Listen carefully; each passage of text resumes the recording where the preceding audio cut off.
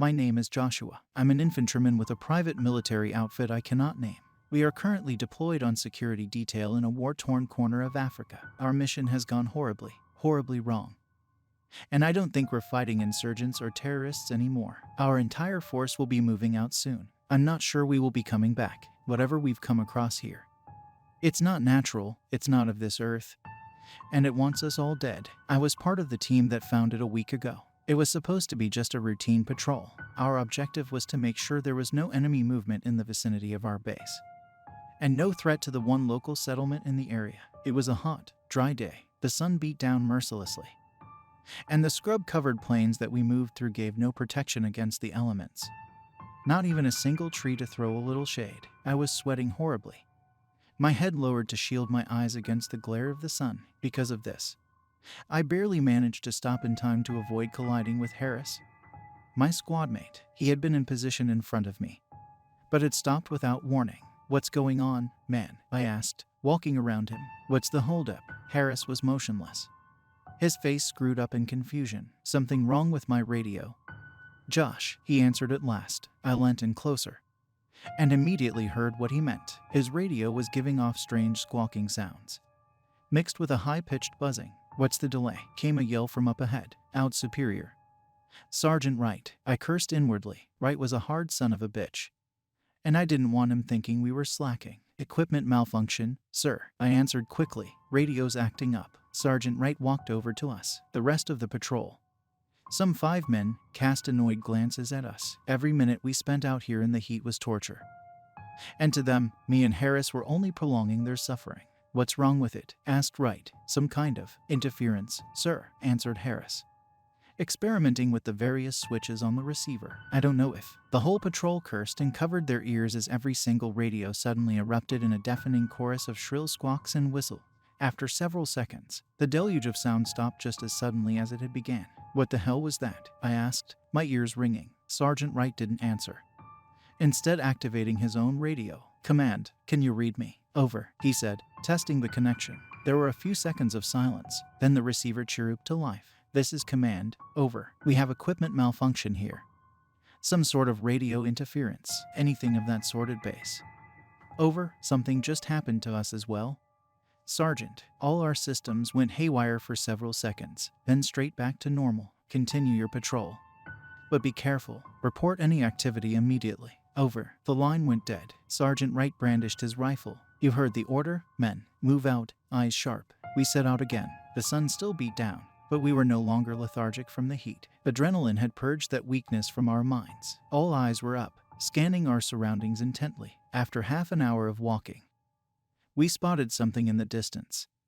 A strange bump in the terrain. Harris brought his binoculars up, scanning it intently. "What is it, Harris?" I asked. "I thought it was all plains out here." "It is," he said, lowering the binoculars. "Or at least, it was supposed to be. There's some sort of low hillock there, though." We pushed on, cautious and alert. Eventually, we reached the strange bump. It wasn't high, only a few meters tall, but it was wide, stretching out far on both sides of us. We climbed to its top and stopped in awe. Before us was a massive chasm, a circular hole into the ground, almost 200 feet across. Peering down, all I could see was darkness, the bottom nowhere in sight. A cold, clear draft hit me in the face. "What is this?" mumbled one of the soldiers. "This isn't supposed to exist." Sergeant Wright unslung his pack, hauling out a large field map. He unfolded it and scanned across it, locating our position. His face screwed up in confusion. "Whatever this is, it isn't on the map," he said at last. "You're right, it isn't supposed to be here at all." "Sergeant, look," said Harris. His voice had suddenly become very small and quiet. His eyes was distant. I followed his gaze. The sky was full of birds. Where they had come from so quickly, I didn't know. The flocks wheeled and swelled in strange patterns, like nothing I'd ever seen. As I watched, one bird suddenly stopped flapping its wings and streaked down. This was no controlled, graceful dive. It fell like a stone, cartwheeling and spinning uncontrollably.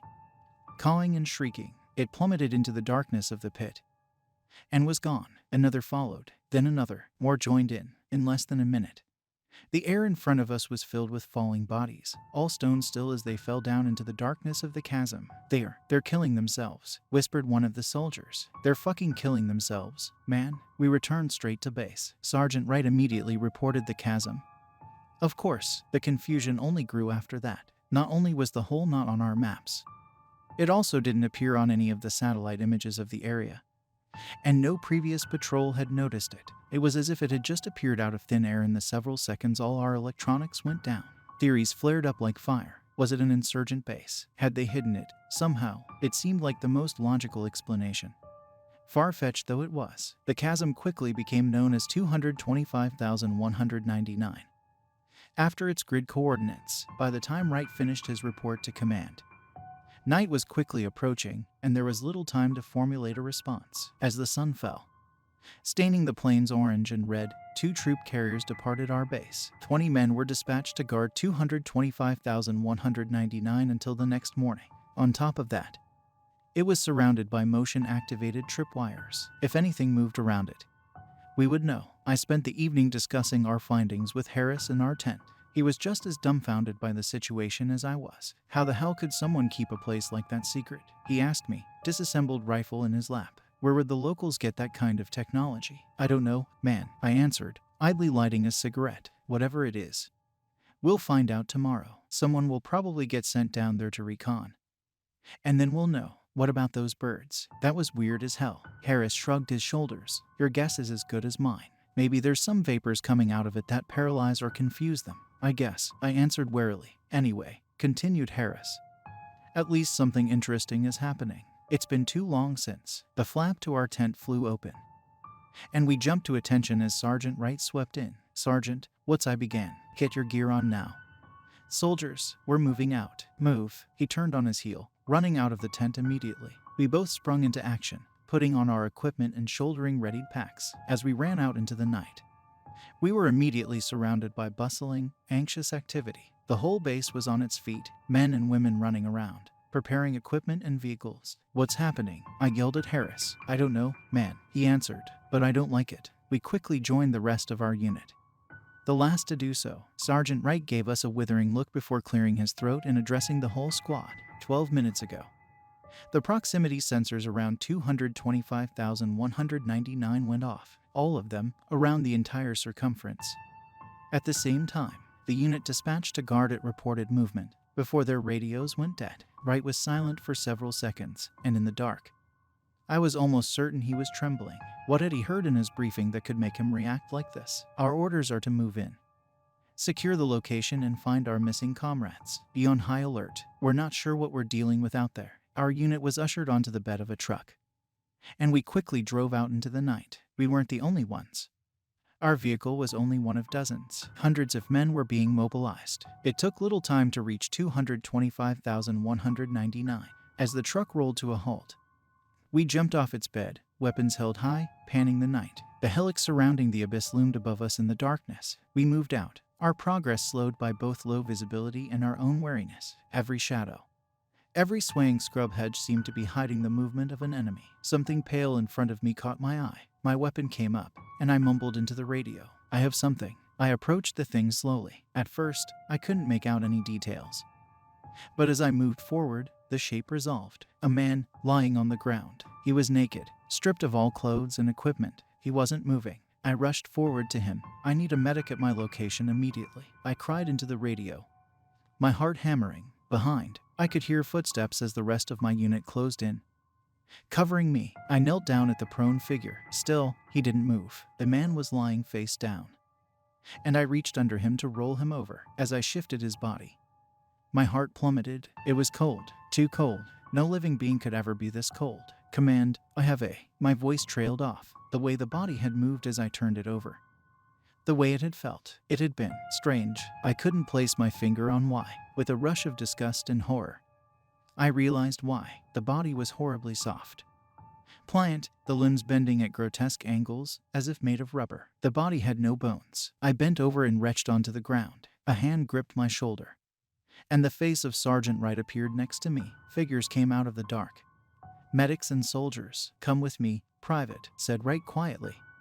putting his arm around my shoulders. "There's nothing you can do here. I began. But a fresh bout of nausea silenced my objections. Then his strong arms grabbed me and led me away. I don't remember the journey back to the base. Harris told me that only a few trucks returned. Most of the soldiers stayed behind, scouring the land for the rest of the missing unit. They never found them. In the morning, Sergeant Wright informed me that I was to stay on base that day. The rest of my unit would be going to the local village to ask them for potential information on the attackers from last night. I didn't complain. The horrible memory of that morbidly soft, pliant body had seared itself into my mind. I needed time to recover, but as the day wore on, I couldn't stop thinking about the previous night and the corpse I'd found. What could possibly do something like that to a man? How could his bones be removed from his body? I had seen no obvious injury that might have explained such a hideous disfigurement. Had I simply missed it in the dark? My morbid thinking was finally interrupted as my unit returned. I could immediately see that something was wrong. Where usually they would be playfully taunting each other or discussing the situation on base, they were quiet and brooding. Harris sat down on his cot opposite me. He was pale, his eyes darting and furtive. "Harris, what's wrong?" I asked, confused. It's nothing, Josh," he answered quietly. "Did something happen in the village? Are the locals all right?" "They're fine. They didn't tell us what happened at 225,199. "Then what's wrong? Why is everyone acting like this?" Harris looked up at me, his eyes filled with an uncertain, unknowable terror. A chill ran down my back. "They know something, man. They wouldn't tell us. Even when Wright lost his temper and threatened them, kept saying that they didn't do it." "Then what?" "That's not all they said, Josh. We talked to the young ones first, of course. You know how the locals are. The older they are, the more they hate us. No one wanted to talk to us. They just looked down and said they didn't know anything." We were about to leave, but then some old crone started shouting. She had kept silent all the time, but she finally opened up. "What did she say?" I asked, without realizing it. I had dropped my voice to a whisper. "She said that her people were innocent, that something else had taken our men. She called it something strange, older than light. She warned that we should forget about them and pray that we won't be next." This was 5 days ago. Today, we finally received orders. The entire base is moving out. The decision was made way up the chain of command. Someone in charge seems to think that the chasm is home to a terrorist cell, and we are being sent to flush them out. I don't think any one of us here actually believes that. The people giving the orders haven't seen what we've seen. We surrounded the chasm from all sides.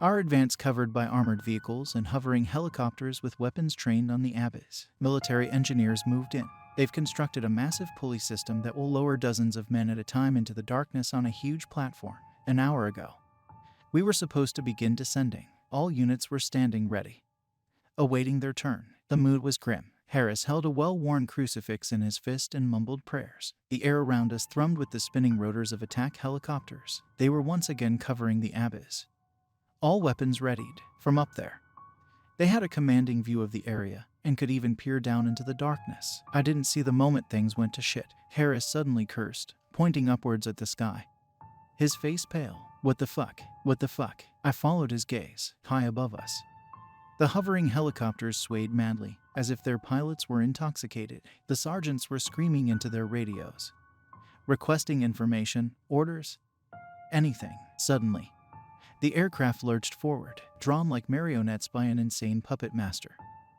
They swung towards the dark chasm, one by one. The pilots stalled their rotors and plummeted gracelessly down into the blackness. "Whatever it is we found out here, it's not natural. It's not of this earth. We cannot fight it or send it back to wherever it came from. I want you to pray. Pray for our missing comrades. Pray for the pilots we've lost. Pray for us as we journey down to where they fell. But most importantly, pray that whatever dwells in that dark chasm doesn't come out. Pray that you're not next."